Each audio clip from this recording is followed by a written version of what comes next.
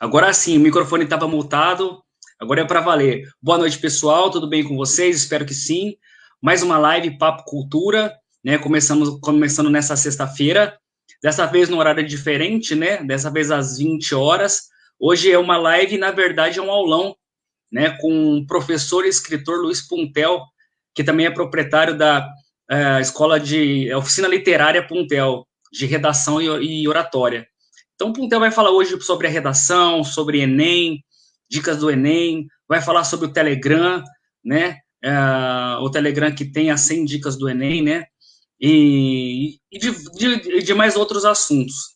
Bom, pessoal, essa é uma live, né, compartilhada com várias outras escolas, é uma live conjunta e é compartilhada com a Escola Antônio Barreiros, da cidade de Altinópolis, a Escola Alcides Correia, de Ribeirão Preto, a Escola Jardim das Rosas, de Serrana, a Escola Capitão Virgílio Garcia, de São Simão, a Escola Neuza Maria do Bem, de Serrana também, a Escola Geraldo Torrano, de Cajuru, a Escola Expedicionários Brasileiros de Ribeirão Preto, a Escola Messias da Fonseca, de Cajuru, a Escola Deputado José Costa, de Serrana, a Escola Galdino de Castro, de Cajuru, e a Escola Diva Tarlá, da cidade de Ribeirão Preto. E também, né, a Oficina Literária Puntel e algumas escolas privadas que nos assistem, professores e famílias, né, e todas as pessoas aí que estão todas as sextas conosco. Bom, pessoal, então vou chamar com vocês, né, está sempre aqui comigo, né, meu parceiro de todas as sextas-feiras, que vai apresentar nosso convidado, é o Jofra. Boa noite a todos. Sempre um prazer estar aqui às sextas-feiras, sempre com um papo diferente, sempre interessante. Hoje, com a presença pela segunda vez no Papo Cultura, Luiz Puntel.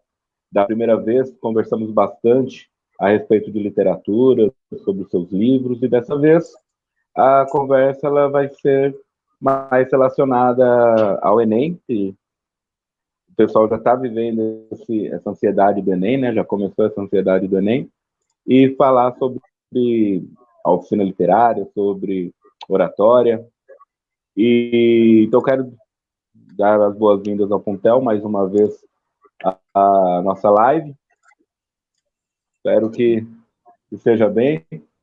E para iniciar a nossa conversa, né? Vamos começar já a falar a respeito do Enem.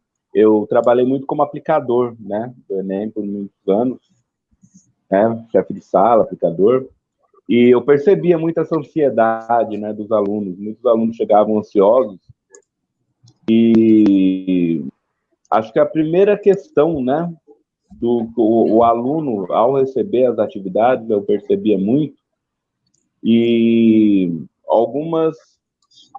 alguns alunos, eles ficavam muito presos à questão técnica da redação, né?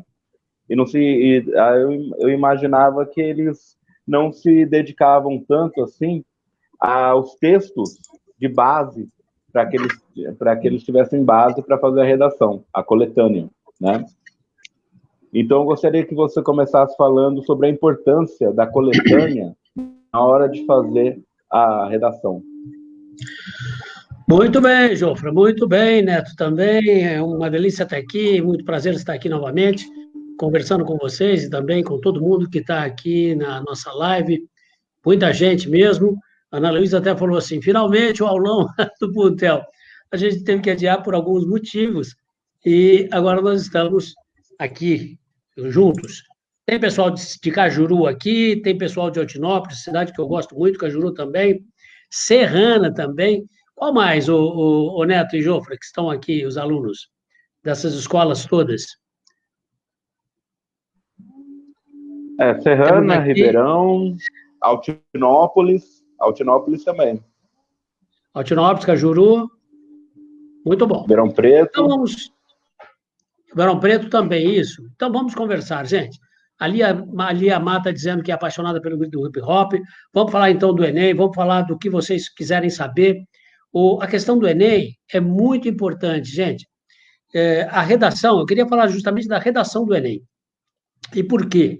é a redação que é o gargalo dos alunos que vão tentar o Enem para entrar numa faculdade, numa universidade pública. Vocês sabem que o Enem é pelo Enem que se entra nas federais, é pelo Enem que também a pontuação serve muito para muitas universidades. E a prova de redação do Enem são milhões que prestam. Se vocês tiverem caneta na mão, gente, anotem essas coisas para vocês não ficarem só escutando, porque daqui a pouco a gente esquece. Como eu tenho bem esses dados na cabeça, eu gostaria de passar para vocês. Então, caneta na mão, papel, e escrevam aí. São 6 milhões que prestam o Enem. Se não for 6, é 5, mas são milhões. O Enem é o segundo maior exame nacional do ensino médio do mundo, o segundo maior. Ele só perde para o chinês. Aliás, para a China, em termos de número de pessoas, todo mundo perde, porque são bilhões que moram na China, né, os chineses. Nós somos apenas 200 milhões, a China tem bilhões e bilhões. Nesse sentido, o nosso é um enorme exame, que congrega o Brasil todo. E você lembrando que o Brasil é um país continental, ou seja, cabe dentro do Brasil uma Europa inteirinha, a não ser a Rússia, mas a Europa inteirinha, Portugal, França, Itália, Inglaterra, Bélgica, então nem se fala. A Áustria, então, não dá nem o estado de São Paulo. É enorme o nosso país. E sendo enorme o nosso país, também as questões são muito grandes, as questões educacionais. E nós temos um déficit muito grande educacionalmente falando. E o Enem demonstra isso, gente. Demonstra como nós não sabemos escrever. E essa deficiência, ela se dá na prova de redação. Isso fica muito claro. Para vocês terem uma ideia, de 0 aqui, ó, onde está a minha caneta, ou, se você tiver invertido aí, onde estiver o meu dedo, de 0, né, nesse patamar aqui, você tem de 0 a 1000, que é a nota do Enem, você tem a grande maioria tirando até aqui, ó, até metade apenas. Ou aqui, não sei como é que vocês veem aí. Mas é metade. Metade dos candidatos, aliás, a grande maioria dos candidatos tira só metade, 500, 600 pontos. Com 500 pontos na redação, com 600 pontos na redação, com 700 pontos na redação, até com 800, dependendo da carreira que você escolher, você não vai a lugar nenhum. Para vocês perceberem como é complexo. E por que é complexo? Porque 3%, apenas 3, 1, 2, 3, anotem aí, só 3% de 6 milhões é que tiram de 900 pontos para cima, que a gente chamaria dos alunos, dos candidatos realmente competitivos. Então, num cômputo geral bem grande de 6 milhões, 3% é pequeno, é pouca gente. Mas esse pouco, pela quantidade de vagas que nós temos, que é muito baixa no ensino público brasileiro, acaba se completando as vagas. E como é que você que está aqui, ou você que é pai, que está aqui me ouvindo, como é que a gente pode preparar esse menino, essa menina, para que ele atinja o máximo patamar possível? É aqui que nós temos que já estar escrevendo e treinando redação há muito tempo. Não há milagre, gente. Não há milagre. Eu costumo dizer para os meus alunos, e eles se espantam um pouco, quando eu digo assim, olha, quem vai tirar 980 lá no Enem, quem vai tirar 920, acima de 900, ele não fez a redação num dia. Ele não chegou lá e fez a redação naquela hora. Eu costumo dizer que eles levam de casa essa redação. Aí os meninos se espantam. Eles falam assim, mas como ele leva de casa se vai ter fiscal, ele vai colar, ele vai fazer o quê? Não, ele leva de casa, eu insisto. Ele leva de casa porque esse menino treinou tanto e ele sabe, passo a passo, o que ele vai ter que colocar lá na redação dele, no papel, nas 30 linhas, para ele tirar os 900 pontos acima de 900. Ele sabe que ele tem que levar aqui na cabeça dele 4 ou 5 ou 6 repertórios. O Enem exige que o aluno não se fixe apenas na coletânea, nos textos motivadores, que geralmente são 3 ou 4 textos motivadores. São fragmentos. Fragmentos de um filósofo, fragmentos de uma notícia de jornal, fragmentos de um artigo, pedaços, para que ele possa se valer do que a gente chama de coletânea e o Enem chama de textos motivadores. Mas, além desses textos motivadores, ele tem que levar, digamos, um filme, ele tem que levar um livro que ele leu, ele tem que levar a leitura que ele fez de um filósofo, para que ele sirva de a Constituição. O repertório matador é a Constituição brasileira. A Constituição brasileira, eu ensino muito isso para os nossos alunos, e se você é professor e está aqui na live, e você trabalha com redação, certamente você também já municiou os seus alunos de repertório. Eu costumo dizer que não adianta dar uma frase para o menino e dizer, olha, põe essa frase do Sartre lá que funciona. Não funciona não, gente. O menino às vezes diz assim, porque o Sartre escreveu que o inferno são os outros. O repertório ele precisa ser válido, legítimo. O Enem chama de legítimo. Legítimo quer dizer, esse filósofo que você está citando, se realmente existiu, esse fato histórico que você está oferecendo, realmente foi verdade? Sim, foi verdade. Independência do Brasil foi verdade. Escravidão foi verdade. O filósofo Kant, alemão, existiu. O sociólogo Bauman, que é muito citado em qualquer vestibular, ele realmente existiu, morreu recentemente. Então, é legítimo? É. Esse repertório que você está trazendo para a tua redação, ele é pertinente?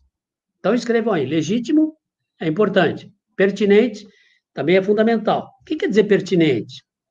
Pertinente quer dizer o seguinte, ele que vem para a redação, esse filósofo que você está trazendo, ou esse filme que você está trazendo, ou esse fato histórico, ele vem ao encontro da discussão que você está propondo na tua redação.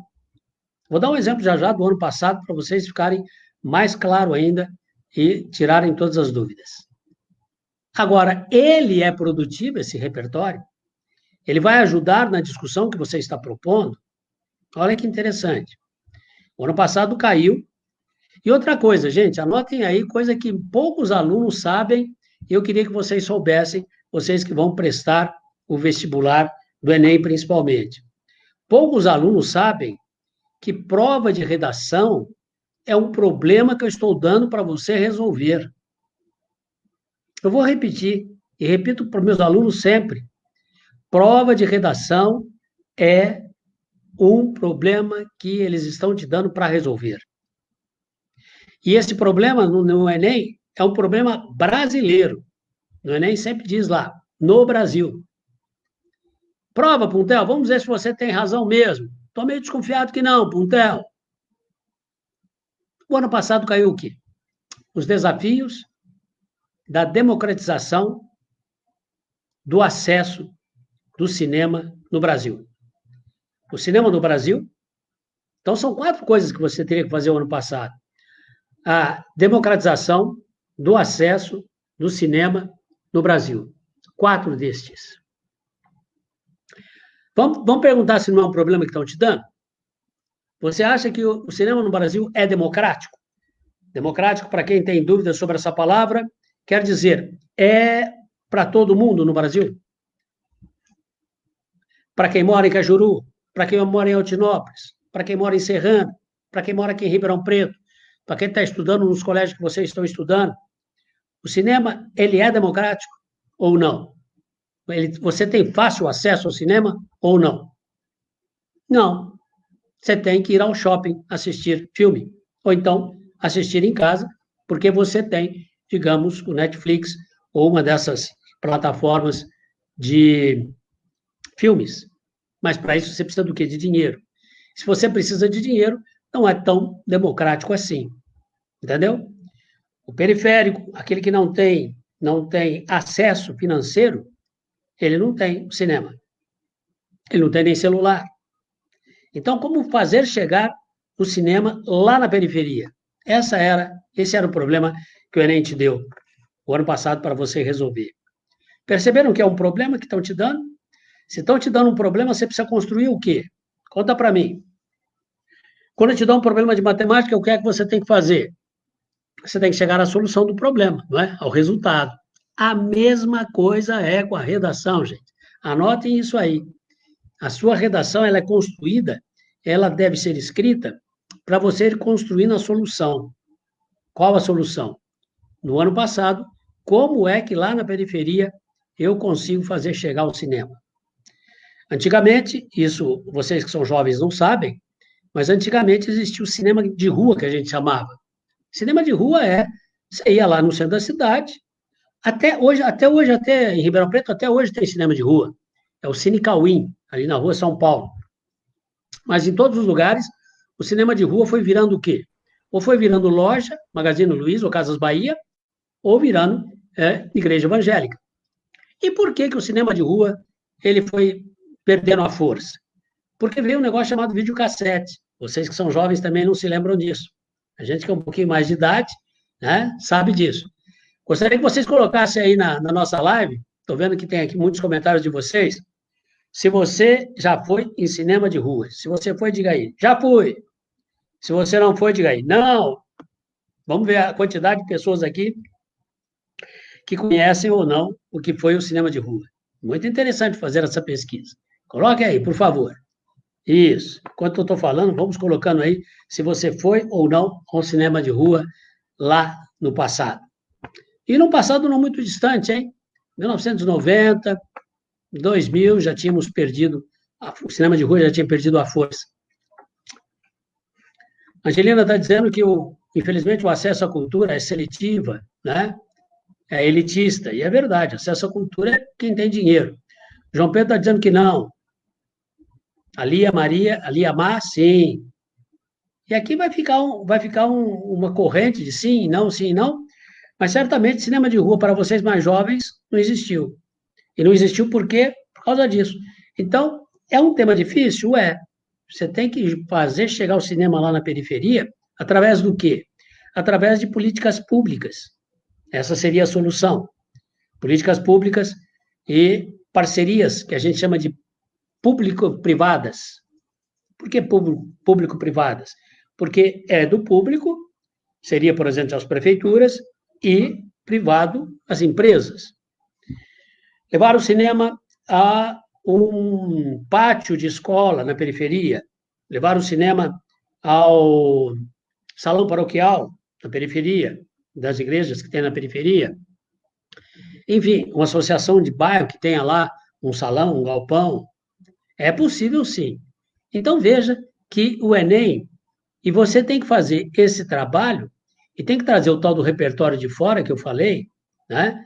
Que deve ser o quê? Um filme, um filósofo, ou a própria Constituição. Eu poderia usar a Constituição, e seria um bom repertório. A Constituição, gente, ela traz todos os direitos que o cidadão teria que ter acesso. Está lá na Constituição, a Constituição de 88, que é a última nossa Constituição, que todo brasileiro deve ter acesso ao lazer e ao entretenimento. E aí você diz, mas nem todos têm acesso ao entretenimento e ao lazer. Aí você já tá discutindo um problema. Olha que interessante. Quem está treinado, por isso que eu falei, quem está treinado, leva de casa essa redação. Não vai fazer lá na hora, é impossível. Mesmo porque quem já prestou aqui vestibular do Enem, sabe que você tem nesse dia, 17 de janeiro, você vai ter 90 questões para você colocar as alternativas, né? 90 questões, gente, e geralmente, eu estou fazendo esse gesto aqui agora, porque geralmente os textos do Enem são textos muito grandes, muito compridos. Você cansa só de ficar lendo. Outra dica que eu quero dar para vocês, meus queridos. Não comece a prova pelas questões. Comece a prova pela redação. Leia muito calmamente. Eu digo que tem que ser nesse momento, um momento zen. Você está nervoso, você está nervosa, você está angustiada. Isso aí depende. Teu pai já falou, se você não passar, ele não vai mais pagar teu estudo. Você vai começar a trabalhar. Há uma pressão familiar, há uma pressão sua. Porque se você não passou o ano passado, era para você ter passado, não conseguiu. A culpa não é tua, não, gente. A culpa é do sistema escolar brasileiro, que é muito perverso. O Estado não propicia educação democrática para todos, não propicia. Então, as nossas universidades públicas, elas oferecem muito poucas vagas. muito poucas vagas. Seja a USP, seja a Unicamp, seja as outras, seja a UFSCar aqui, lá em São Carlos, muito poucas, que é federal, muito poucas vagas. Jabuticabal também, a Unesp, né? Então, o que acontece? Acontece que é uma competição muito grande. Então, nesse momento, você tem que ler, primeiramente, a proposta. Eu estou fazendo esse gesto aqui porque a proposta é o que a gente chama de recorte temático. Não era para você ficar falando do cinema o ano passado. Ali a Mata está dizendo, o próprio exame é injusto, é verdade. Mas não era para você falar do cinema, era para você falar do acesso à democratização do acesso ao cinema. Como é que a gente vai tornar popular a possibilidade de ir ao cinema? Esse era o problema para ser resolvido, o ano passado. O ano retrasado não era diferente. Foi dado um problema para você resolver. O problema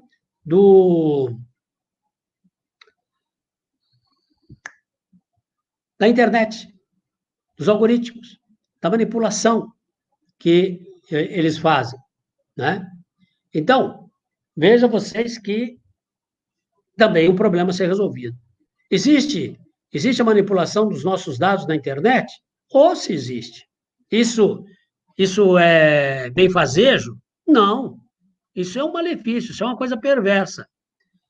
A própria Constituição diz que você, olha a Constituição de novo, a própria Constituição diz que você tem que ter a sua privacidade garantida.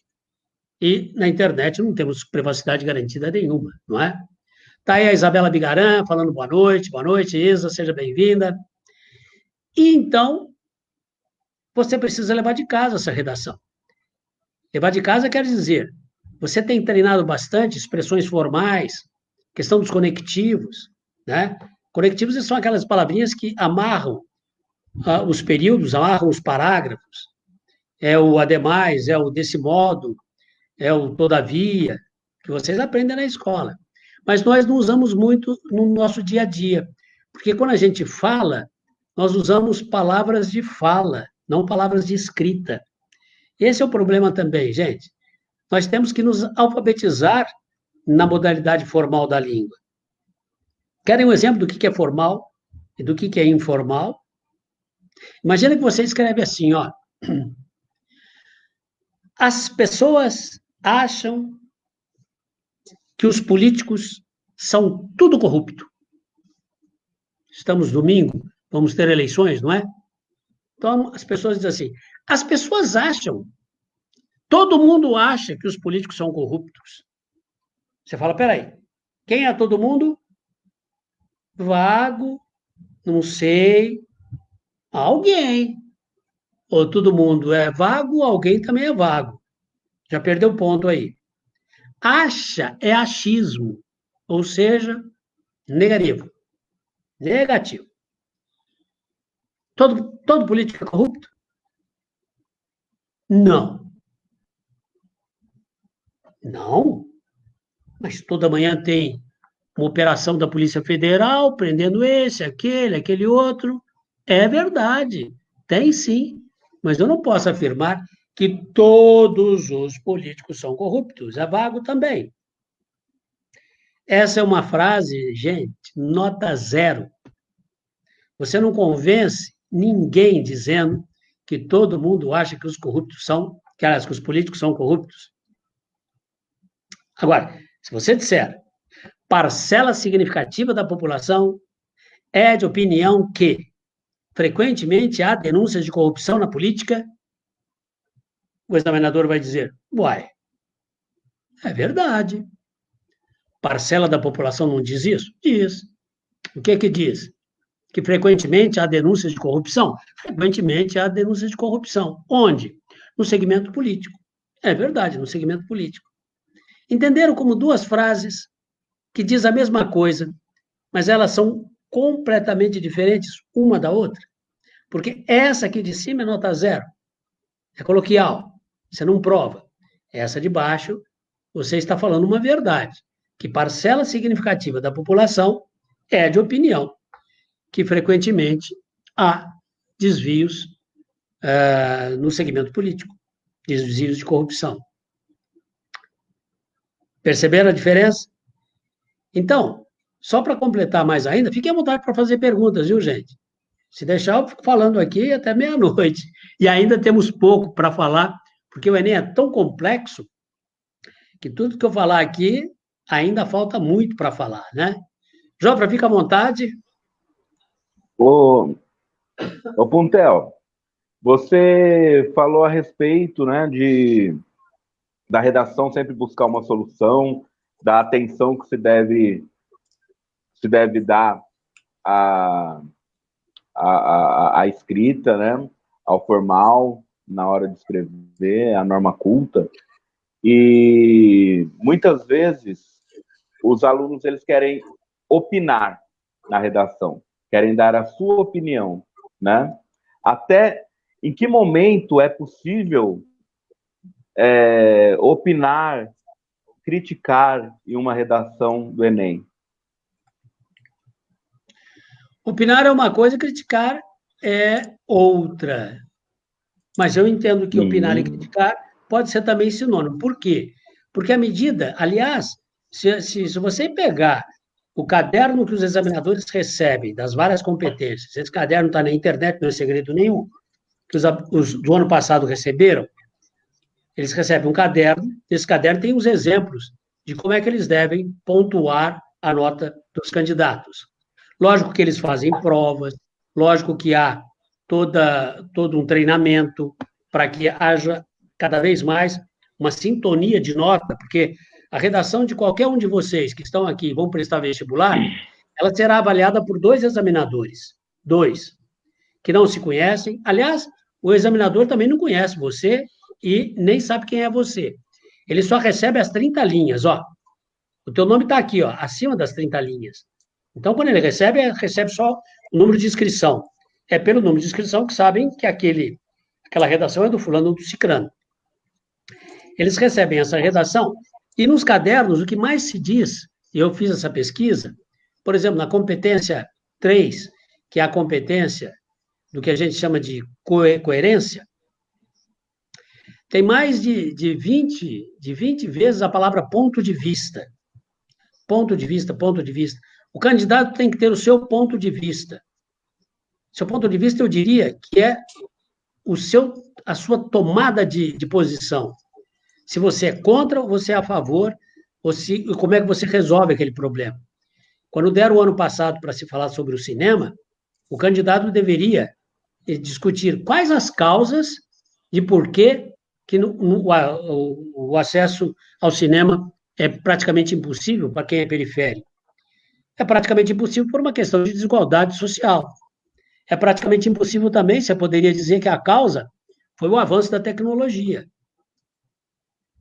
A tecnologia veio, o videocassete veio, em vez de eu de eu ir lá no centro da cidade, no cinema de rua, que a gente chamava, eu pegava aqui na locadora, perto de casa, e levava para casa a fita.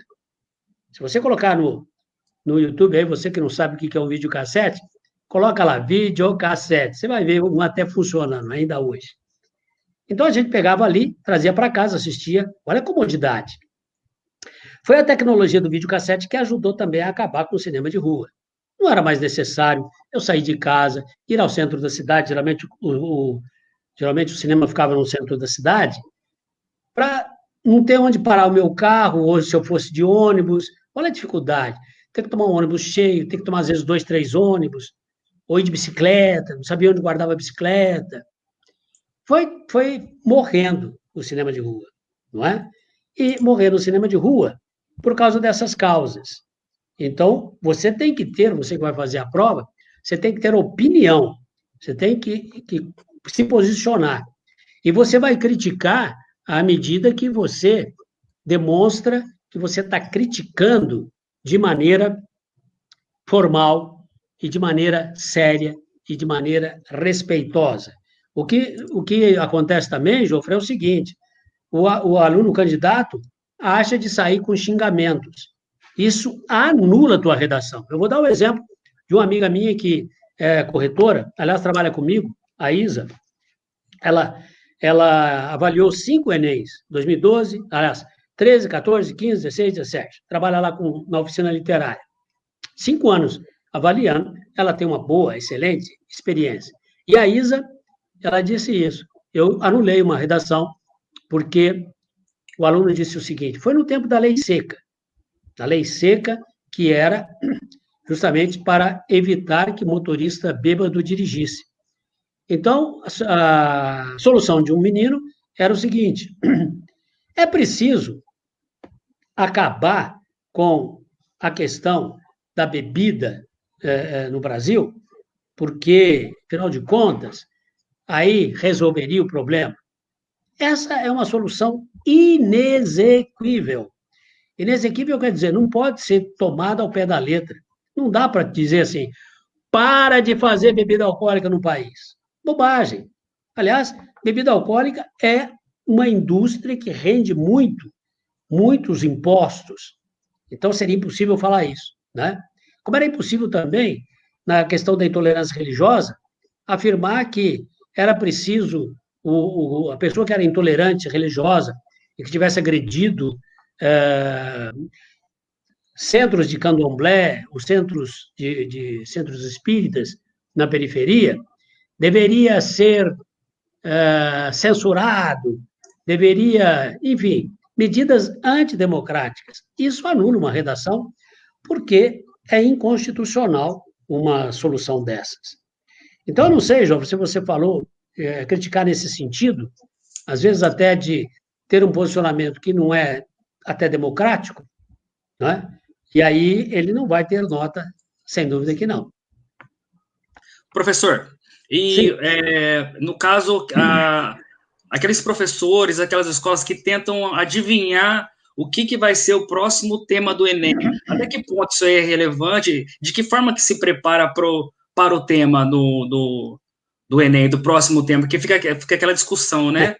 O que está repercutindo na mídia, e de repente ele pode aí aparecer como tema. Como é que é isso? Até que ponto eu isso costumo dizer, não é? o Neto, o Jofre, eu costumo dizer, e todos vocês que estão aqui também, sejam alunos ou professores ou pai de alunos, eu costumo dizer o seguinte, no vestibular pode cair até dentaduras duplas. Como assim dentaduras duplas? Pode. Tem um poema do Drummond que chama justamente isso, dentaduras duplas. E o Drummond diz que ainda é muito cedo para merecê-las, porque no tempo do Drummond, você ia perdendo os dentes, metia uma dentadura, né? Aquela velha dentadura mesmo, não essas próteses que temos hoje, né? E o Brasil, se você levar em conta, é um país de banguelo, de gente que não tem nem dinheiro para fazer uma higiene bucal. Então, pode cair até dentaduras duplas. É lógico que tem temas mais quentes, vamos chamar assim. Questão da mulher, a violência contra a mulher, que já caiu no Enem em 2015. A questão dos surdos, que caiu recentemente, em 2017. E, curiosamente, caiu em 2007 também. A questão da diferença, aceitar o diferente. São sempre temas muito sociais, o tema do Enem.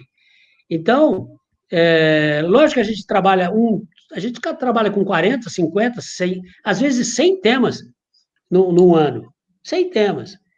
Se eu, por exemplo, numa semana, fizer um trabalho com uma determinada temática, por exemplo, nós trabalhamos essa semana com invisibilidade social. Invisibilidade social é não ver no garçom um ser humano que há dentro daquele uniforme. É olhar para um gari e não ver apenas a função que ele faz, e não um ser humano que há ali dentro dele. É isso que se chama invisibilidade social, né? É tratar os serviçais de maneira desprezível. Isso é invisibilidade social. Isso é um tema muito, muito propício. E lógico que a gente trabalha com esse tema. Lógico que a gente trabalha com a questão da mulher. Lógico que a gente trabalha com a questão da tecnologia, esse avanço surpreendente que em 2011 caiu a mesma coisa que caiu em 2018. Em 2011 caiu século XXI, viver em rede no século XXI. A questão do público e do privado. Ou seja, a nossa vida deixou de ser privada para ser pública. Vivemos postando aí no Instagram, no Facebook, Eu mesmo tenho postado muitas coisas que são coisas, não diria íntimas, mas são coisas pessoais, né? Outro dia eu fiz um Reels, lavando aqui o quintal, deu 10 mil curtidas. Eu estou na minha casa, eu estou no meu privado, que se torna público.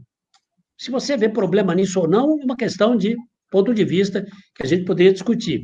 Mas, então, são temas muito candentes, muito fortes, muito quentes. Então, alguns desses, né, acaba caindo no vestibular. Agora, o importante não é isso, não ficar adivinhando o tema. O importante é, caia o tema que cair, você tem expressões formais, você sabe usar repertório, você sabe como é que você desenvolve os 4 parágrafos da redação nota 1000, porque são 4 parágrafos, eu não sei se vocês sabem disso, mas se vocês procurarem redações nota 1000, vocês vão ver que não são 3 parágrafos, nem 5, nem 6, são 4. Ué, puta, como é que você fala um negócio desse? Peguem as redações nota 1000 da cartilha, anote aí, gente, por favor, canetinha na mão. Cartilha, redação A1000. Cartilha, redação A1000. Essa cartilha foi feita por um menino chamado Lucas Felp, que em 2018 tirou 1000, e ele é muito preocupado com o social. Ele fez um trabalho que nem o INEP fez, e reuniu o máximo possível de redações nota 1000 e colocar numa cartilha, disponibilizar de graça para todo mundo estudar. O INEP na cartilha do participante coloca 8 ou 9 redações, que já é muito bom, mas o Lucas Felp fez isso em 2018, fez isso em 2019. Se você ler todas as redações, ler não, bater o olho nas redações que estão lá, ele até fez um jeitinho bonitinho, como se fosse um livro assim, ó. Você vai clicando e vai passando assim a página, clect, clect, clect, clect.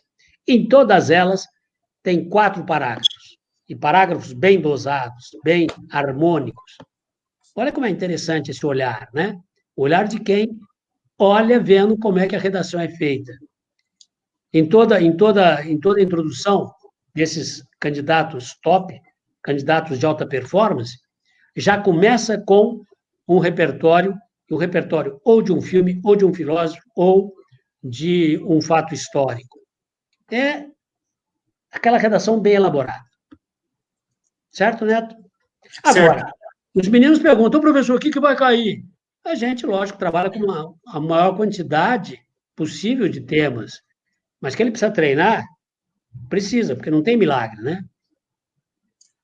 Professor, mas, por exemplo, se um aluno ali vai para a prova e ele não domina, de repente ele não domina totalmente o assunto, tem o que fazer? Há o que fazer nesse sentido? Se ele não domina o assunto, demonstra que ele tem pouca leitura.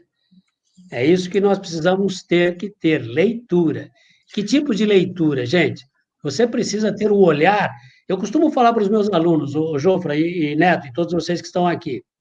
Ao assistir um filme na Netflix, se você tem Netflix em casa, ou Globoplay, ou na televisão mesmo, no canal aberto, né? Você assiste Sessão da Tarde, qual é o tema que está rolando lá naquele filme? Você tem que assistir o filme assim, ó, anotando.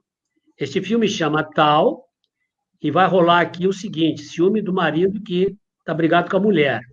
Ou vai rolar aqui uma invenção que o sujeito vai fazer. Enfim, qual é o tema desse filme? Marca, vai marcando. Por quê? Marcando, você está preparando o seu repertório, que é isso que o examinador quer ver. Ele quer ver se você tem leitura de mundo, e leitura de mundo vai desde a leitura de Harry Potter até a leitura que a gente faz do momento histórico, do momento político do Brasil. Isso é leitura. Aí a gente tem que falar numa coisa que o vestibular cobra muito, seja qualquer vestibular, não é só o Enem, não. A palavra autoria. Os examinadores, os avaliadores querem saber se aquele candidato tem autoria, se o texto dele demonstra que ele domina tão bem o escrever que ele não está copiando uma fórmula, ele não está copiando uma coisa que deram para ele engessadinha, faz desse jeito que você passa. Isso, redação nota 1000, nota 900, até as nota 800, elas têm essa autoria. O que quer dizer autoria, gente? Autos, em grego, quer dizer próprio. Daí vem a palavra automóvel, que anda sozinho. Então, auto quer dizer, é o seu texto mesmo. Você não copiou de ninguém, você não ficou copiando modelos possíveis. Porque o que tem de modelo de redação, né? Tem sites aí que na cara dura fala assim, modelo, memoriza essa redação aqui que você passa no vestibular. Você fala, como que memorizar uma redação passa no vestibular? Depende se cair aquele tempo. Agora, quantas você vai ter que memorizar? Muito mais do que memorizar é você saber como fazer a sua prova, a sua redação, para você realmente demonstrar que você tem autonomia textual. Como o comentário aqui da professora Vanderlene, é que o aluno, sabendo a estrutura do texto dissertativo, sem acesso a termos atuais, conseguirá obter uma boa nota? Eu acho que já é o que você falou agora, né, professor? Ele sabe a estrutura do texto dissertativo, isso é importante, isso é um domínio que está na competência 1 do Enem, está na competência 2. Agora, se ele não tem temas atuais, se ele não tem essa leitura de mundo, muitas vezes cai justamente um tema mais atual e ele não vai saber desenvolver aquela temática. Aí, e olha, gente, é tão perverso a prova, perverso que eu digo é o seguinte, é tão difícil, porque você tem os seus 17, 18 anos, você não tem essa estrutura toda de leitura, e em uma hora você tem que resolver isso. Porque as outras horas você tem que dar conta de 90 questões dificílimas. É um exame muito difícil. Ô, professor, e como tem um comentário aqui da Liamar, né, falando, né, você acredita que o capital cultural do aluno influencia na produção da redação? E por quê? Acho que sim, né, o que eu estava falando. Sem dúvida, porque o capital cultural é o que é que esse menino tem, ou essa menina, de cultura, de leitura de mundo, né? De fazer relações. A segunda competência do Enem usa os 4 verbos: selecionar, relacionar, interpretar, selecionar, SR, organizar. Selecionar, relacionar, organizar e interpretar. O quê? Informações, fatos, ideias, argumentos, que ele ou traz de casa, por isso que eu digo que ele leva a redação já feita de casa, ou a que está ali nos textos motivadores, como foi o ano passado, o cinema, o ano retrasado, a internet, a manipulação, e em 17, o caso dos surdos, 16, a intolerância religiosa, e em 2015, a questão da violência contra as mulheres, né? Que é sempre recorrente. Professora Priscila Cruz, estou mandando uma boa noite aqui. Minha querida Priscila! Gente, a Priscila é do Rio de Janeiro, vocês já fizeram uma live com ela também, né? Foi, semana passada. Isso, a Priscila, que bom vê-la aqui, Priscila. Seja bem-vinda. A Priscila está perguntando... Não está perguntando nada, ela só está parabenizando. Só está parabenizando. Ô, Pontel, como que o professor deve trabalhar, por exemplo, a redação, né? Porque, assim, a gente vê que a redação não é só uma questão da matéria, da disciplina de língua portuguesa, né? Ela abrange aí todas as disciplinas, né? Como isso deve ser trabalhado e a partir de que idade? Isso começa no ciclo 1, a questão da produção do texto, treino, você tem que escrever, ler muito, escrever muito. Como é que funciona isso para o professor e o aluno ali na sala de aula, na prática, no dia a dia, até ele chegar, né? Até ele chegar no Enem, né? A Priscila, por exemplo, é um bom exemplo. Ela tem um trabalho de produção de contos, de concurso de contos, ou seja, à medida que você permite os alunos produzirem textos, você está no caminho, você está fazendo com que esse teu aluno tenha esse capital cultural. Então, eu me lembro, quando eu era jovem, professores fundamentais que me influenciaram davam muita importância à produção de texto, seja poesia, seja contos, seja o fato de você ter um diário. A gente escrevia diário, pegava aqui um caderninho e escrevia diário. Hoje vocês têm a riqueza de blogs. Tem alunos que têm blog, que colocam lá o quê? Suas poesias, o que acha da vida. É isso, gente. Eu digo que escrever é um jogo. é um jogo de montar. Assim como você tem um Lego que você vai montando, a alegria de montar, o gostoso de montar um quebra-cabeça, escrever é a mesma coisa. Você pega uma palavrinha, que junta com outra. Aqui agora eu estou fazendo um quebra-cabeça tão rápido que a gente nem percebe essa riqueza do selecionar e do combinar. Toda hora minha cabecinha está assim, seleciona e combina. As palavras que vão se ajeitando aqui. Você só percebe que você tem dificuldade em selecionar e combinar palavras quando você estuda uma língua que não é a sua. Vai estudar inglês, aí você tem que pensar que palavra que eu ponho aqui, você fala, como é que eu falo? Eu estou com sede em inglês. Olha a dificuldade. Eu estou, o quê? Sede. Sede. Não é sede, peraí, combinei errado. Happy. Não é. Happy não é. Thirsty. I'm thirsty. Sim. Olha a dificuldade que é quando eu não domino a língua. Quando eu domino a língua, eu faço isso tão rapidamente que eu nem percebo. Então, esse jogo de combinar que é o escrever deveria ser muito mais preocupação dos professores, não só da língua portuguesa, hein, mas de todas as matérias. E isso não acontece na escola. E não acontece por quê? Imagina um professor de história dizendo assim, queridos, hoje nós acabamos de estudar o Napoleão, eu gostaria que vocês, ao chegarem em casa, escrevessem, procurassem, fizessem uma pesquisa no Google, essa maravilha chamada site de busca, seja Google ou outra qualquer, e vocês façam uma redação sobre o Napoleão Bonaparte. Estudamos a Revolução Francesa, o Napoleão foi muito importante. E tragam para mim na semana que vem. Ele está maluco, esse professor. Por que ele está maluco? Porque todo mundo, se trouxer a redação, como é que ele vai corrigir isso e depois devolver para os alunos? Vocês que trabalham, você, Neto, que trabalha com o fanzine, você sabe o trabalho que dá criar, né, essa produção. Mas a riqueza também que dá um trabalho, mas é muito rico. Agora, se o professor de História e Geografia dá essa tarefa para escrever em casa, ele não tem condição, não tem estrutura. Aliás, até a redação não tem estrutura, gente. Vocês estão vendo meus cabelos brancos aqui? Esses cabelos brancos aqui é fruto de muito tempo de sala de aula. E faz 35 anos que eu estou em sala de aula. Fazendo o quê? Fazendo um trabalho paralelo da escola. Trabalho de redação. Eu tenho uma escola. E na escola que eu tenho, a Oficina Literária Puntel, a gente trabalha com redação e trabalha com oratória também, falar em público.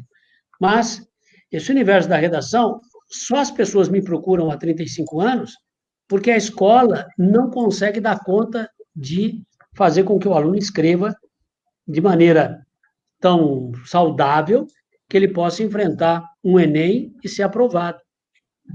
É o que eu falei antes, 6 milhões prestam um Enem e só 3% consegue ser aprovado com nota realmente significativa. A grande maioria vai ficar pelo caminho. E aí você vê a deficiência da escola, né? Aí quem é culpado? O professor? Não. O professor de redação, coitado, ele faz o máximo que ele pode. É diferente do professor de gramática, que eu estou lá na lousa, para qualquer um, esse é sujeito, essa palavra é sujeito, para qualquer um, e aqui está o predicado, né? Se tiver 20 ou 30 na minha frente, 20 ou 30 é sujeito predicado. Redação não. Cada texto é um texto.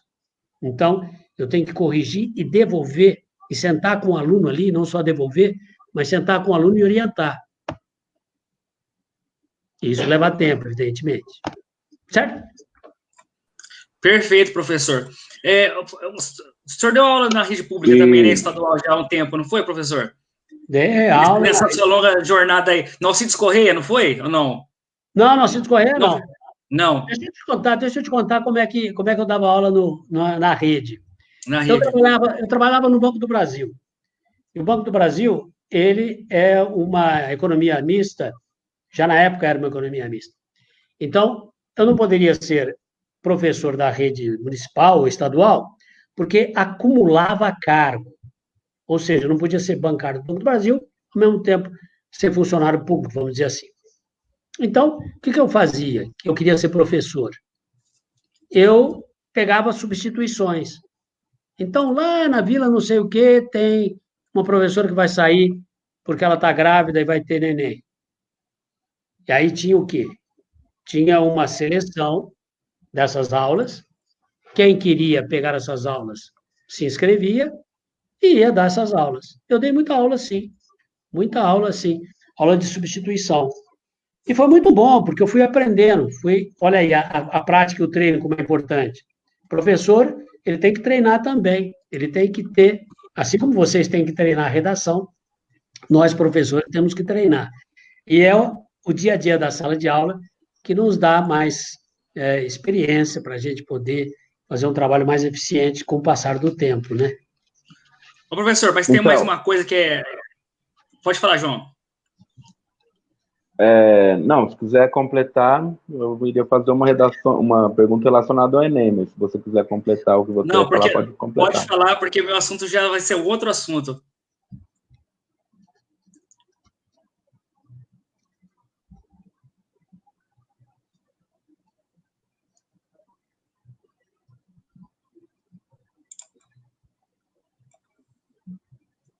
Tá mudo, João.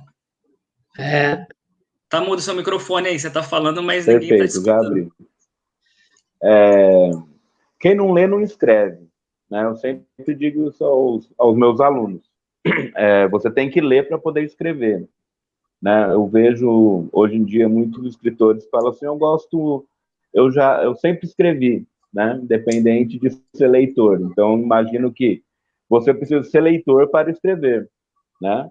E o mesmo acontece com relação à redação. Você precisa ter um hábito de leitura a fim de escrever um bom texto. Porque é diferente. A gente, quando eu falo e quando eu escrevo, você vive interações de fala o tempo todo, né? Quando você assiste um filme, não deixa de ser uma interação de fala, né? Diferente de você ler um livro. Então, é necessário ler para escrever. E uma outra questão que eu gostaria de emendar nessa é a presença do título na redação. Quando é necessário, se não é necessário, como identificar a necessidade do título na redação do Enem? Muito bem. O Enem diz o seguinte, ô João, e anotem aí, gente. Canetinha na mão para você anotar. Não precisa pôr título no Enem. Ué, mas meu professor sempre falou para pôr título. Tudo bem, mas diz lá o Enem. Isso está na cartilha do participante. É por isso que você tem que ler a cartilha do participante. É por isso que você não pode ficar, às vezes, meu professor falou. Eu falo muita coisa para os meus alunos, tentando acertar, e às vezes eu erro, porque não está lá na cartilha do participante. A cartilha do participante, quando você abre, logo nas primeiras páginas está dito lá, não é necessário colocar título. Se você colocar título, você já perdeu uma linha das 30 que você tem. Agora, se você colocar título, tudo bem. Não vai nem, como a gente diz popularmente, não fede nem cheira. O examinador não vai dar nem bola para o seu título. Eu acho estranho isso. Por quê? Porque tudo tem nome, né? Até o cachorro da gente tem nome. Por que a tua redação, o teu artigo que você fez não vai ter nome? Aliás, quando você tem um título bem impactante na redação, eu acho que isso aí é ótimo para compor justamente a coesão do título com o texto. Mas o Enem diz isso. Agora, gente, muito cuidado com uma coisa que você não sabe, que eu queria provar para vocês. Olha só, se você tem o título aqui, ó, tá? Seja ele qual for, está escrito aqui. Aí vem a redação aqui embaixo. E você gostou tanto do seu título que você fala assim, eu vou até usar uma caneta diferente para valorizar esse, tá tão bonitinho esse meu título, que eu faço isso aqui, ó, faço uma moldura nele. Faz isso no seu título para você ver, e você vai ganhar o direito de voltar o ano que vem, tá? Porque a tua redação vai ser anulada. E por que a tua redação vai ser anulada? Porque está escrito lá que você não pode fazer nada além de palavras. Isso aqui, ó, é considerado um sinal que você está fora do concurso. Nossa, professor, mas eu só quis valorizar minha redação. Então, não valoriza, não é assim que você valoriza a tua redação. Você valoriza a tua redação escrevendo bonitinho. Está no caderno que os examinadores recebem para dizer, isso anula. Outra coisa que anula. Você vinha escrevendo aqui, ó, tua redação, aí faltou umas linhas aqui, você quer fazer isso aqui, ó, uma setinha aqui, para quê? Para preencher o finalzinho aqui, ó. Anulado. Eles anulam, Putel, sabe por quê? Alguém me falou um dia. Porque isso aqui pode servir de um aviso para o examinador, que pode ser tio do candidato, pode ser uma professora. Nada disso, gente. Nada disso. Essa tua redação que você vai fazer aí em Cajuru, que você vai fazer aí no Enem, em Serrana, você vai fazer em Altinópolis, ela vai ser avaliada por alguém que mora lá no Recife. E depois vão dar essa mesma redação para alguém que mora lá no Rio Grande do Sul. Aí você fala assim, mas como é que eles fazem essa minha redação que eu fiz aqui em Ribeirão Preto, que vai lá para o Recife e depois vai ser corrigida lá no Rio Grande do Sul? Com um clique. Lembra que tem um negócio chamado computador? Tem um negócio chamado plataforma. Com um clique eu mando 100 redações para o Recife, mando 100 redações para o Rio Grande do Sul, para a professora que está lá, que é a examinadora, que da casa dela vai examinar. E isso aqui, ó, eu costumo dizer para os alunos, e vocês devem falar também para os seus alunos, isso aqui, gente, é o seguinte, você está fazendo um concurso, você não está fazendo uma provinha simples, você está fazendo um concurso que vale a sua aprovação. Então, tem o quê? Regras. Todo jogo não tem regra. Né? Bolinha do Nadal, que ele bateu, em vez de cair aqui, caiu aqui, pluft, caiu fora. Dá para dizer que caiu dentro? Não caiu dentro, não caiu dentro, perdeu o ponto. É assim a redação também. Né? Eu costumo dar o exemplo da maratona. Eu fui maratonista, eu corria daqui a Batatais, a pé. Estou até fazendo um silêncio aqui para ver se vocês acreditam em mim ou não. Foi verdade, eu ia daqui a Batatais correndo. E daqui a Batatais são 11 subidas. Você não sabe disso porque você nunca correu daqui a Batatais. Você vai de carro, você não percebe que aquela subidinha ali é uma subidona. E se você está correndo a pé, você sabe. Muito bem. Eu já fui maratonista. Então, imagina que no quilômetro... E maratonista são 42 quilômetros. Imagina que no quilômetro 20, alguém passa de carro e fala assim, aí, Pontel, quer uma carona? Eu falo, legal, me dá uma carona aí. E pega a carona e ele me larga lá na frente. Você sabe que ninguém vai acreditar que eu, em vez de fazer em 3 horas os 42 quilômetros, eu fiz em 2 horas que nem os quenianos? Alguém vai acreditar? Não vai.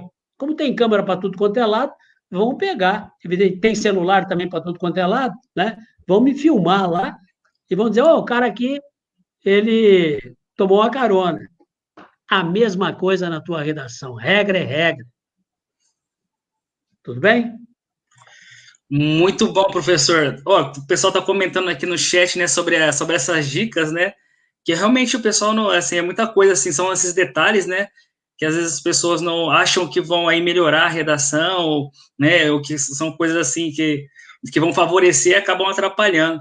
Ô, professor, mas eu queria falar mais de mais, porque assim, né? Tem mais um assunto muito importante para a gente falar na live, que é o seguinte, né? Uma coisa é entrar lá na faculdade, né? Fazer o vestibular, mas o que é mais importante hoje é a questão da comunicação, né, professor? No meio digital, para fazer uma live, para aprender, para você fazer um seminário, para destravar, né, professor? Para destravar, como eu vejo, acompanho lá as lives lá da oficina literária. Eu queria que falasse um pouquinho sobre essa questão, a importância da oratória, porque a oratória ela é importante, acredito eu, que eu tenho acompanhado, não conhecia nada de oratória, comecei a acompanhar na pandemia, através lá das lives da oficina literária, E assim, é uma coisa que ela não é só para o adulto, né? De criança até não tem idade, né? Porque todo mundo fala. O que a gente mais faz é falar, é se comunicar. E a gente fica travado, tem uma ideia boa, mas a gente não consegue passar, tem aquela questão da vergonha, né?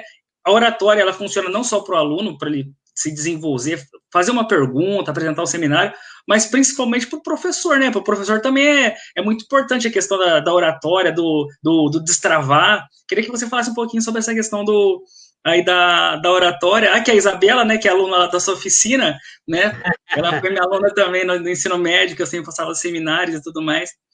E, enfim, professor, eu queria que você falasse um pouquinho da oratória.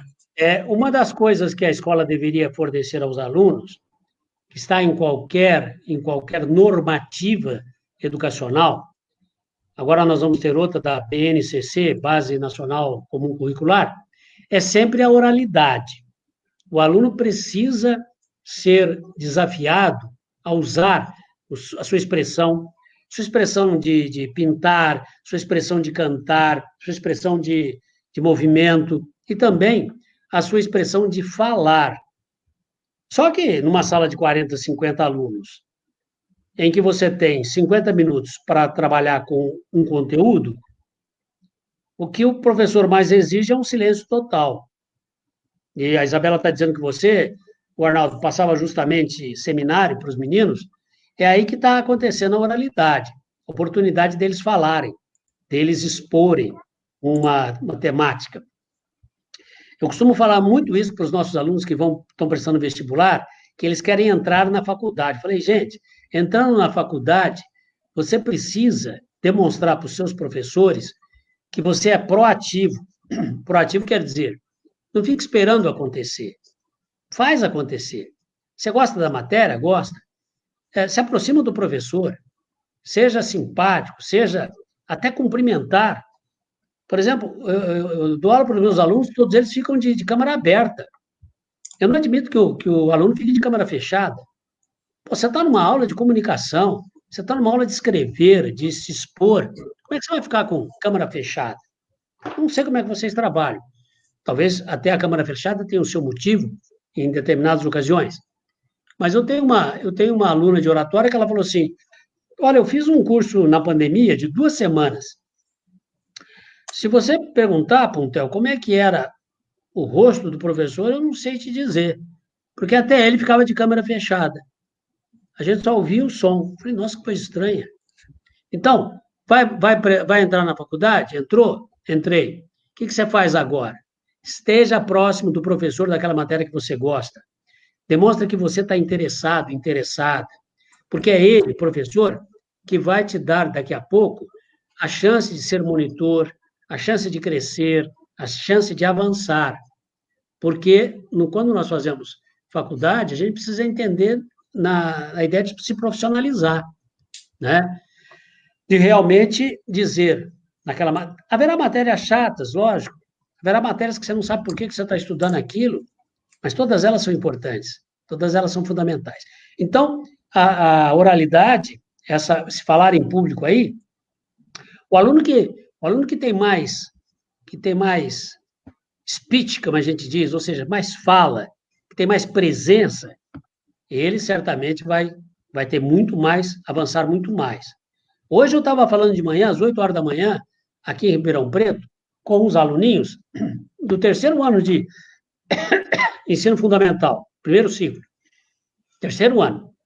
E aí você já nota naqueles menininhos que um é mais o quê? Retraído, mais quieto, mais calado, o outro é mais expansivo, o outro é mais proativo, faz mais pergunta, quer saber mais, está mais interessado. Esse é o interesse que o aluno tem que ter. Não ficar esperando simplesmente a coisa acontecer, né, para ele tirar nota, coisa mais sem sentido. A gente estuda para aprender, a gente estuda para essa sede de conhecimento que nós temos. Aí a escola fica legal, a educação fica legal também.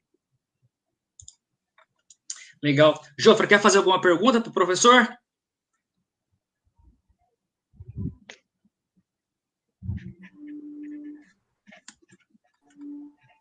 Bom, Puntel,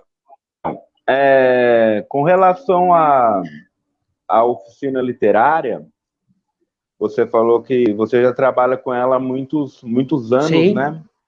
Desde a década de 80, eu gostaria que você falasse um pouco a respeito dos desafios desse início e como está o trabalho Então, hoje. eu trabalhava no Banco do Brasil, como eu falei para vocês, e dentro de mim morava um professor, ele queria espaço. E eu fiz letras, né? E comecei a dar aula, substituindo, como eu falei, e também comecei a trabalhar, isso na escola pública, que eu substituía. Mas depois eu comecei a trabalhar em escola particular. Comecei a trabalhar na Auxiliadora, dei um bom tempo aula na Auxiliadora, e foi muito rico esse momento lá na Auxiliadora. E também no COC, né? Quando o COC era ali na rua Tibiriçá, o antigo COC. Trabalhei lá um bom tempo. E esse trabalhar junto aos alunos, os alunos de vestibular, os alunos de ensino médio, que me deram também essa possibilidade de acreditar em mim. E aí que eu comecei a oficina literária. Eu comecei justamente porque da aula de redação, lá no COC, na escola regular, era um tanto quanto frustrante. Frustrante no seguinte sentido. Era muito aluno, eu queria conversar com aquele menino, mostrar para ele a redação, não era possível. Por quê? Porque se eu perder 5 minutos com ele, o outro vai querer, o outro vai querer, o outro vai querer. Né? A gente tinha uma equipe muito boa. A equipe nossa era eu, o Marcos de Guide, que era jornalista, o Nelson Araújo, que depois foi para a Globo fazer o Globo Rural. Era até o Palocci na época. O Palocci era estudante de medicina, trabalhava com a gente. E então a gente dividia 10 ou 15 para cada um e ficava fazendo um trabalho muito superficial. Eu falei, eu não estou contente aqui, eu não consigo ajudar esses meninos de maneira mais pontual. Aí eu comecei esse trabalho em casa. Comecei com 5 meninos, 5 aluninhos, que não tinha ninguém dando aula de redação em Ribeirão Preto.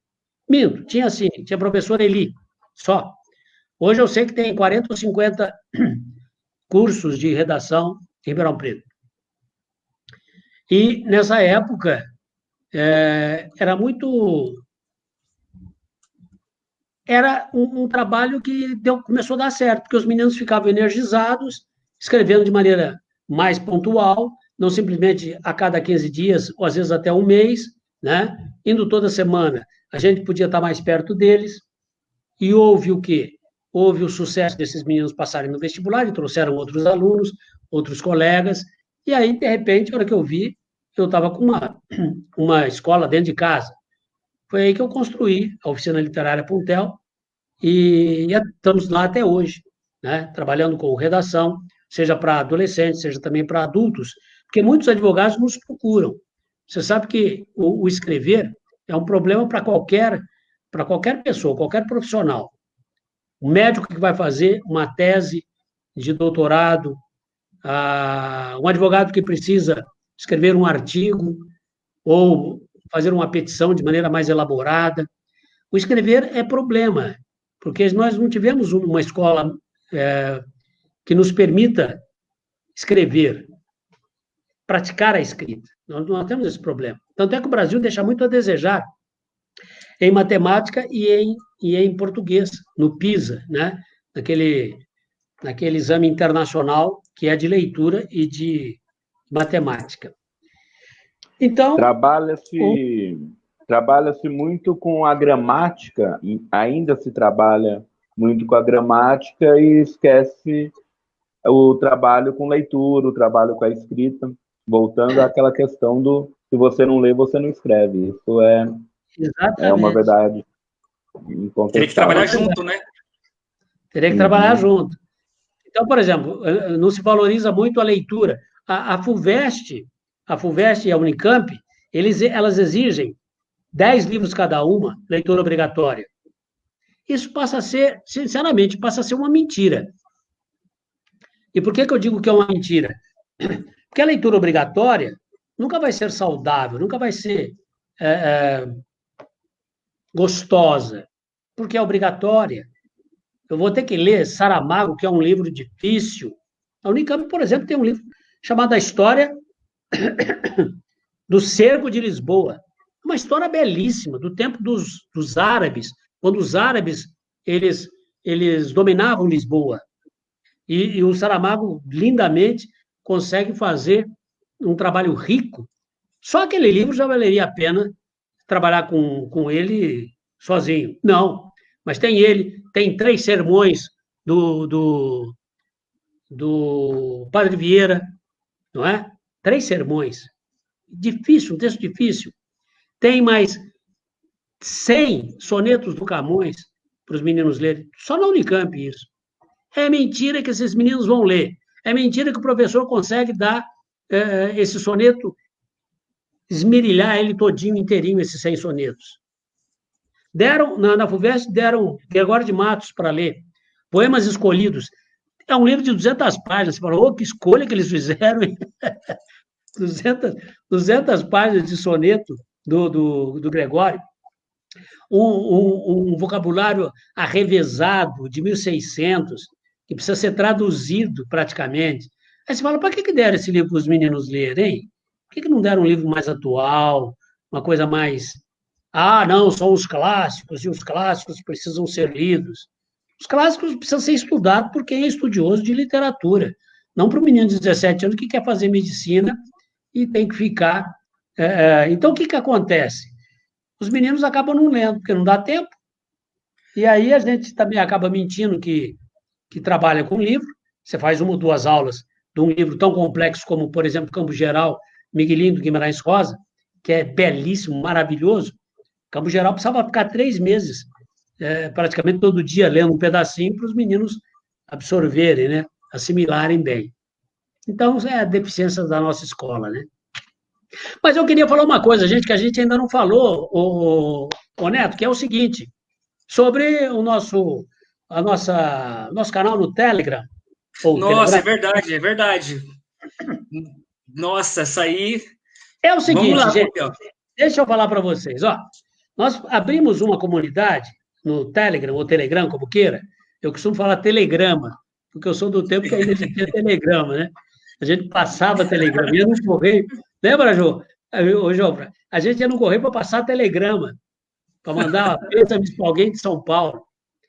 E era cobrado por palavrinha. Até hoje é cobrado palavrinha o telegrama. Muito bem. A gente abriu lá o seguinte, quando fez 100 dias para o Enem, nós começamos a colocar lá uma dica por dia. Então, gente, se você anota aí, se você quer entrar, pega aí o seu caderno, anota aí se você quer entrar na nossa comunidade do Telegram para acompanhar todo dia, ao meio-dia, tem uma dica para você que vai prestar o Enem. É para o Enem mesmo, 100 dicas para o Enem. Você entra na bio, lá no Instagram, da Oficina Literária Puntel. Anota aí, @oficina, tudo junto. Literária, sem acento, Oficina Literária Puntel. Lá na bio, você vai clicar no Linktree. Vocês sabem o que é isso. Eu até outro dia não sabia, que eu sou analfabeto desse negócio de Instagram, de Facebook, redes sociais, tá? Você clicou ali, vai abrir uma caixinha, verdinha assim. Lá vai estar escrito 100 dicas do Enem. Clicou lá, você já cai no canal. Caindo no canal, é seu. As dicas que já estão lá, que são 30, você já pode... É vídeo que eu faço, e a Lud e a Isa, que trabalham comigo, nós fazemos e vamos alternando as dicas, tá? Tem dica lá que é uma verdadeira aula. Rapidão, mas com bastante consistência. Então, tem dica de vocabulário, tem dica de repertório, tem dica de como é que você deve estudar para fazer uma redação mais elaborada. Se eu fosse vocês, eu clicava já anotava aí, acabou a live, já entrava no Telegram, porque vale a pena. É de graça, gente, não paga nada, é um serviço que eu e as meninas, nós fazemos com muito carinho, porque a gente sabe a dificuldade que é tirar os 900 pontos lá no Enem. Então, vai ter dica de vocabulário, em vez de você usar aquela expressão que eu falei, todo mundo acha que, a gente ensina você a escrever de maneira mais formal, né? Parcela significativa da população, é de opinião que... E aí vai, um monte de dicas legais.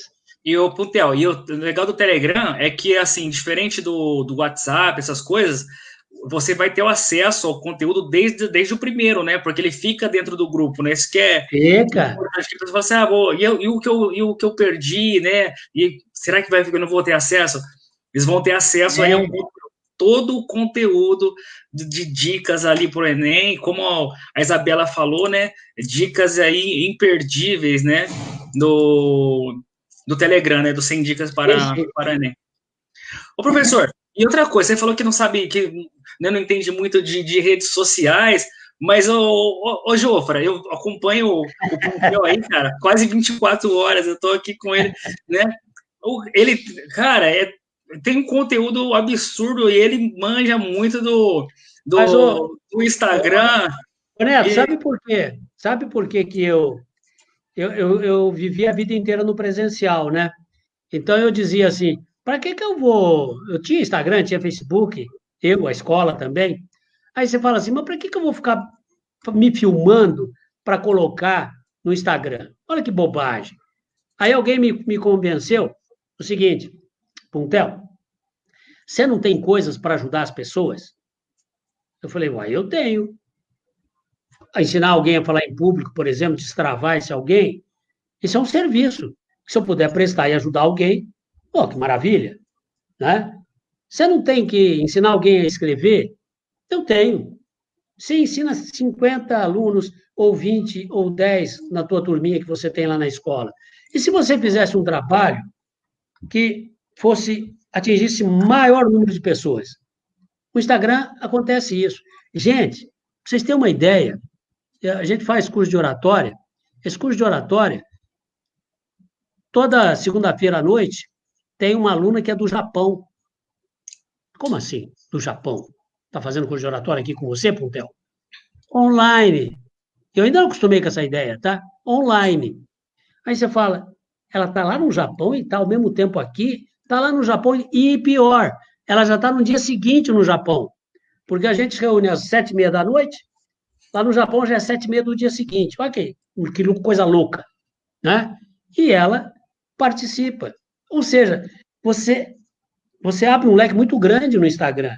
No Instagram eu encontrei pessoas, gente, que quando tinha 16 anos, uma pessoa que tinha 16 anos falou assim, ó, a cartinha que você mandou para mim, você é o Puntel que escreveu o livro, Açúcar Amargo e tal? Eu falei, sou. Olha aqui a cartinha que você mandou para mim em 1992. Eu falei, você guardou essa carta? O cara falou, lógico, foi tão importante na minha vida. Eu falei, me conta. Ué, eu não sabia o que eu ia fazer da vida. O senhor falou para mim, olha, não perca o seu sonho de vista, continue seu sonho. Eu estou fazendo assim porque eu escrevi a máquina, né, naquela época. Não perca o seu sonho de vista, continue.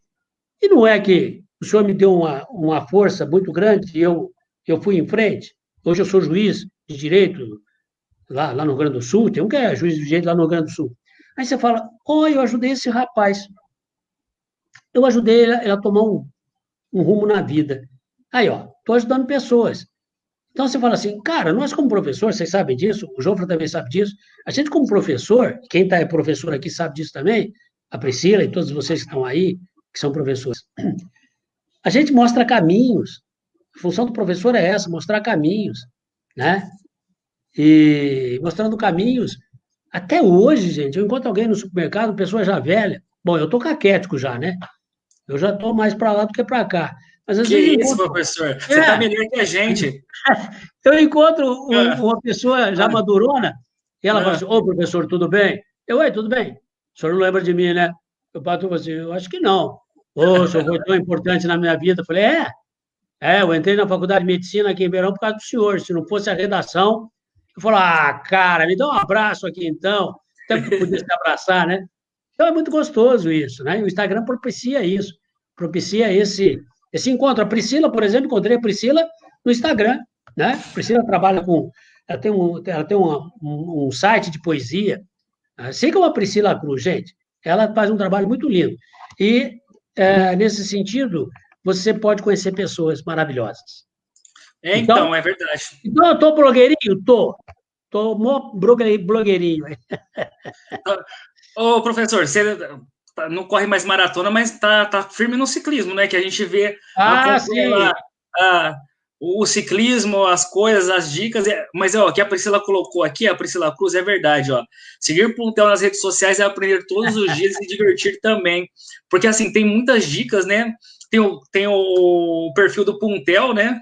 E tem o perfil da oficina literária, né? Que também tem várias dicas. Ontem teve uma dica muito legal, aquela dica sobre acho que foi da Isa Culturato, né? Sobre o supermercado, os erros, né, da mussarela. Isso. Muito legal, gente. Oficina Literária Puntel. A gente está... sigam, gente. Põe lá, Oficina Literária Puntel, já que vocês vão entrar no Linktree, segue a oficina para você ver. A gente está sempre colocando lá, e segue o Luiz Puntel também. A gente está sempre colocando dicas de redação, dicas de leitura. A Isa, por exemplo, sempre faz dicas de gramática, né? A Ludmila também. Então, eu estou muito atuante nesse universo do Instagram, porque eu tenho muita coisa para ensinar, para ajudar, para encaminhar. É muito comum as pessoas me procurarem e falarem assim, ô professor, eu sou professor de oratória, né? Eu falo, eu sou. Sabe que eu tenho uma dificuldade tão grande em falar? Eu digo, cara, faz o seguinte, faz um videozinho, manda para mim, deixa eu ver você falando. O cara falou, mas eu não tenho dinheiro para pagar. Eu falei, não estou falando de dinheiro, estou falando que eu quero te ajudar. Manda aí. Aí o cara manda um videozinho, né, de 1 minuto, 1 minuto e meio. Aí eu começo a dar mentoria, agora a gente fala assim, né? Mentoria para as pessoas. Por quê? Porque, se a pessoa destravar porque eu a incentivei, isso não tem emprego que pague. É muito gostoso, né? Ajudar as pessoas. Verdade, professor. Tem aquele menino, né, de 12 anos, como é que ele chama? Esqueci o nome dele. O Rafis.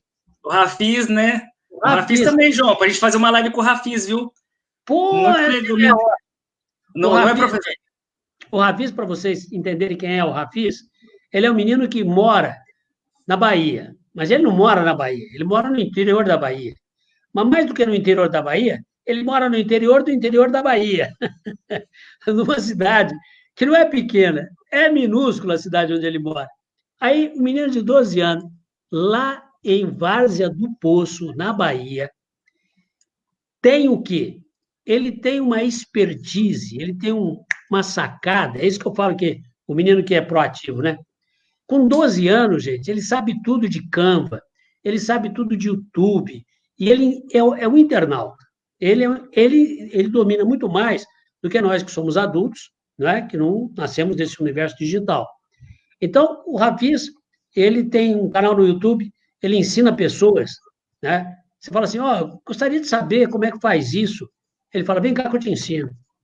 E ele está fazendo live. Outro dia ele fez uma live com uma menina que está lá em Londres. Olha, assim, ele pega o caderninho dele, faz um monte de perguntas, anota e fica perguntando. Ele me entrevistou também. E aí, Luiz Puntel, ele me chama de Luiz Puntel. E aí, Luiz Puntel, como é que foi quando você começou a escrever? Aí eu respondo. Aí ele faz outra pergunta. Ele é um menino que valeria a pena vocês... 12 anos de idade, hein? 12 anos. O professor Ali Amar fez uma pergunta aqui. Existe aluno modelo de sucesso? Isso existe? Modelo? Eu não diria... Eu diria o seguinte, Liamar, que há crianças proativas, como é o caso do Rafis, que têm o quê? Uma vontade de conhecer e que não tem vergonha de se expor, de ir à frente. Hoje, por exemplo, eu estava conversando com os menininhos de terceiro ano, que eu falei para vocês, e eles tinham feito um projeto da cidade de Ribeirão, sobre ruas de Ribeirão, praças de Ribeirão. E aí eu falei que lá na Centro tem uma praça que chama Praça 15 de Novembro. Comecei a falar da Proclamação da República, que vai ser domingo agora, né, o aniversário. Dali a pouco o menino apareceu, eu mostrei o Deodoro da Fonseca para eles. Dali a pouco, olha ele, fez o quê? Um desenho do Deodoro da Fonseca, com 8 aninhos. Você fala assim, esse moleque tem talento para desenhar. Eu não sei desenhar uma reta com uma curva, mas ele sabe. Ou seja, se esse menino tiver um incentivo de ir para frente, nós estamos falando de um futuro Ziraldo, sem dúvida nenhuma. Nós estamos falando de um futuro, sei lá, um menino que tem talento. mas o talento só vai despertar ali, amar, e vai ser sucesso, se ele acreditar nesse potencial dele e também for ajudado, né? É o caso do Rafis. O Rafis, ele fez um canal no YouTube, ele tinha só 20 seguidores. Aí ele, muito esperto, mandou para um monte de gente que era de um grupinho, o canal dele dizendo assim, se chegar a 50 seguidores, eu vou ensinar Canva para vocês, para quem quiser. Eu achei aquilo tão legal assim, que eu falei, eu vou ajudar esse moleque. Aí comecei a pedir para as pessoas, até para a Priscila também pedir, para todo mundo eu comecei a pedir, entra lá, se inscreve lá no canal do Rafis, de 20 que ele estava, ele atingiu 50. Aí ele realmente sorteou o nome de alguém para ensinar o Canva. Aí, quando ele chegou a 50, ele falou assim, agora eu quero chegar a 100. Ó a proatividade do menino. Não se contentou em chegar com 50, não. Ele quer 100 seguidores. E ele está trabalhando para chegar no 100. Agora, acho que já passou até do 100. Por quê? Porque ele foi energizando todo mundo, à sua volta, e está aprendendo. Olha que coisa linda. Fantástico. Professor, então, além da facilidade, né, natural, o mais importante muito importante é o estímulo, né? É ser estimulado, né? É ser estimulado. Não há só. Às vezes a pessoa tem um talento, às vezes ela tem uma coisa que é dela, assim, mas se ela não for estimulada, né? E ao contrário também existe, né, professor? Às vezes tem uma pessoa que é travada, no caso da oratória. E às vezes ele pode falar bem alguma coisa técnica que vai destravar, ele vai começar a falar, porque às vezes não articula bem muito as palavras. A gente vê, às vezes, autores até... As pessoas escrevem muitos livros, já tem, assim, alguns autores, e às vezes ele vai numa palestra, assim, eles ficam um pouco mais calados e tal, às vezes não gostam muito de falar. Eu lembro, assim, já, o Luiz Fernando Veríssimo, ele também, ele é super, né, um pouco mais contido, enfim, né, a gente fala assim, nossa, mas o cara tem uma produção, assim, mas, né, na hora de destravar, né, o fato, é o que você está falando, né, o fato dele escrever bem, não quer dizer e bem-humorado, a escrita dele, não quer dizer que pessoalmente ele é uma pessoa bem-humorada, né? Ele é apenas na dele. Então, é verdade isso. Então, às vezes, a gente se decepciona um pouco, né? Com o autor que você idealizou na cabeça. Porque a gente idealiza as pessoas, né? Você fala, nossa, fulano deve ser legal toda a vida conversar com ele, porque ele é tão legal. Às vezes, pessoalmente, ele não é tão legal assim, né? Ele é um pouquinho na dele, um pouquinho intratável até. Já aconteceu muitas vezes isso. Eu conheci o escritor, lendo, depois vou lá conhecê-lo pessoalmente, não é nada daquilo que eu imaginava. Isso acontece. Diga. E assim, agora você está nas redes sociais e você responde, né? O que o pessoal faz a interação. E como é que é isso? Por exemplo, o pessoal fala assim, nossa, o Luiz Puntel me respondeu e tal, e eu, às vezes vejo você fazendo as coisas, né? As suas atividades aí no ciclismo, né? Na aula, nos vídeos que você posta, uns vídeos muito, muito legais mesmo. E como é que é isso? Assim, como é que tem sido essa reação? Eu não sei se, principalmente na pandemia, né, que você está com uma produção grande aí, como é que tem sido para esse pessoal, principalmente aquela geração mais antiga, que leu a coleção Vagalume, né, aquilo lá, e hoje vê você aí nas redes sociais, você responde, como é que tem sido isso? Eu respondo sim, né, pelo seguinte, eu acho que as redes sociais é uma oportunidade, como eu falei, né, uma oportunidade da gente interagir muito. E as pessoas ficam admiradas, porque às vezes ela comenta lá, por exemplo, eu fiz um questionamento, né? Eu fiz um questionamento assim, qual o seu ator preferido? Estava eu, Marcos Rey, e um outro autor, lá das antigas, que eu pus um TBT ontem, fiz um carrossel e pus, né, a foto nossa. Eu de cabelo pretinho, novinho, e aí eu perguntei, e o seu autor preferido, qual que é? Nossa, as pessoas escrevem. E ao escrever eu respondo, falou, fulana, então seu autor preferido era o Cicrano, que legal, eu conheci ele também. Nossa, a pessoa falou assim, o Luiz Puntel me respondeu. Ai, meu Deus do céu, coisa mais natural, o Luiz Puntel é gente, é um ser humano, né? Eu interajo com as pessoas, eu não estou numa redoma de vidro. Então, as pessoas acham muito interessante isso e até ficam surpresos. Não precisa ficar surpreso, porque eu acho que a proposta é a gente interagir. O Instagram é bom por causa disso, são pessoas que conectam com pessoas, né? Então, essa interação é muito necessária. Ô, gente, ó, vocês estão tendo a oportunidade aqui na live, sabe, de entrar em contato lá seguir a Oficina Literária Puntel, a Lud Puntel também com as lives de oratória, muitas coisas que eles estão disponibilizando aí para um conteúdo aí aberto, né, para todo mundo, para inscrever, live, é muito interessante, sabe, tem muito conteúdo, e agora também, o Telegram, né, com as dicas do Enem. O Telegram é importantíssimo para vocês. Ah, mas eu não vou prestar o Enem. Você vai prestar o quê? Ah, vou prestar, sei lá o quê, outro vestibular.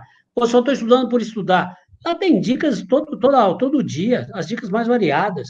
Não é só pensando no Enem, no Enem. É pensando em termos de cultura, para você escrever melhor, para você ser um cidadão mais que interaja mais. Essa que é a ideia.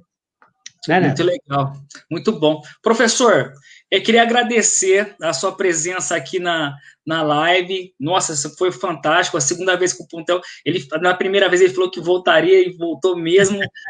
Que tem o Puntel, gente, ele tem uma agenda aí. Ele saiu de uma live, ele estava fazendo uma live, ele estava dando aula hoje, e depois, na sequência, ele já entrou com a gente aqui, né? E assim, acorda super cedo e já produzindo uma coisa atrás da outra. Professor, queria agradecer imensamente aí, eu estou tendo muita oportunidade de aprender muita coisa aí na pandemia, seguindo a oficina, né, nas nossas trocas de ideias, e tem sido fantástico, assim, o que você está ofertando para os alunos, principalmente para os alunos da escola pública, é uma coisa que não tem preço, porque, assim, talvez muitos alunos não teriam condição, nem o acesso a esse tipo de conteúdo, esse tipo de material, principalmente no momento de pandemia, que está todo mundo em casa. Então, pessoal, vocês estão tendo acesso aí ao conteúdo de altíssima qualidade. Sigam lá, né? @ Lud Puntel, @ Oficina Literária Puntel, @ Luiz Puntel, tá? Que tem muita coisa interessante, principalmente o Telegram. Professor, eu sempre fui seu fã, né? Cada vez mais aí, acompanhando sempre, né? E, enfim. Jofra, quer falar alguma coisa antes de encerrar a live, depois passar para o professor para ele fazer as considerações finais? Sim, é sempre um prazer, né? Para poder conversar, trocar ideias com o Luiz Puntel, né? Também sou um grande fã dele, da literatura, da pessoa, principalmente após conhecê-lo, assim, mesmo que nesse ambiente virtual, mas o ambiente virtual também diz muito sobre as pessoas. Eu acho que ele mostra muito da pessoa também, o ambiente virtual. Então, eu quero agradecer de novo a sua presença, agradecer a presença de todos os alunos, professores presentes na live, e dizer que esse material ele vai ficar disponível, ele pode ser usado outras vezes em aulas, né, pelos professores. É um material importante, né? Nós fizemos aqui hoje um material muito importante que pode ser usado em sala de aula pelos professores e ajudar no processo de ensino-aprendizagem. Eu gostaria agora de pedir licença ao Arnaldo, ao Puntel, pedir para o Arnaldo abrir a tela, por favor, a minha, só para aproveitar a ocasião, né, para dizer que a versão impressa do livro Zines no Cárcere, né, que foi lançado no mês passado, a versão online, né, que tem o meu relato de experiência no sistema prisional com oficina de fanzines, e também o relato de mais duas professoras que também fizeram oficinas de fanzine, uma de Santo André, que trabalhou na Fundação Casa, e a outra do Ceará, Jo Feitosa, que trabalhou em unidades femininas no Ceará. Então, agora a versão impressa está disponível, e quem quiser adquirir, pode adquirir com o Márcio Snow, que foi o coordenador, né, desse livro, desse projeto, ou diretamente na editora Marca de Fantasia, Maiores informações podem pegar no meu Facebook, no meu Instagram. O Arnaldo, falar com o Arnaldo pode passar meu contato, pode conversar comigo e adquirir este livro com relatos de experiências de oficinas de fanzines no sistema prisional, tá bom? E Puntel, muito obrigado pela presença, viu? E um grande abraço. Obrigado também. E pode fazer as suas considerações finais. Então, eu estou à disposição de vocês, como vocês me chamaram novamente, e sei que aqui tem muitas professoras que também estão em sala de aula, dando aula para os seus alunos, virtualmente, que seja, eu também me coloco à disposição. Não é nada difícil nós nos reunirmos, marcando uma data, dentro da possibilidade da agenda, para a gente conversar com os alunos, para a gente trocar ideias, trocar, como a gente dizia antigamente, né? Trocar figurinha, porque é uma maneira de ajudá-los, de fazer com que eles tenham esse contato mais de perto, seja falando de redação, seja falando de literatura. Eu estou à disposição, certo? Certo, professor, muito obrigado. Gente, eu queria agradecer a todos aqui na live, todos que estiveram, assim, foi muito aguardado, viu, professor, a live aí, o pessoal sempre cobrando e tal, falando, e aí, e as dicas. Agradecer a Priscila, né, que teve aqui, já fez uma live com o professor Puntel, teve aqui a semana passada, tem o perfil dela também, Ouvir Chover Poesias, tem também o projeto de Conto em Conto, as escolas que participam conosco, né, as escolas de Cajuru. Quais os nomes das escolas? Vamos lá, então. Eu tenho que ler porque não dá para decorar muita coisa aqui, ó. É a Escola Antônio Barreiros, de Altinópolis, a Escola Professor Alcides Corrêa, de Ribeirão Preto, a Escola Jardim das Rosas, a de Serrana, a Escola Capitão Virgílio Garcia, de São Simão, a Escola Neuza Maria do Bem, de Serrana, a Escola Geraldo Torrano, de Cajuru, a Escola Expedicionários Brasileiros, de Ribeirão Preto, a Escola Messias da Fonseca, aí de Cajuru, a Escola Deputado José Costa, de Serrana, a Escola Galdino de Castro, de Cajuru, e a Escola Jardim de Ivatarlá, a Escola de Ivatarlá, aqui também de Ribeirão Preto.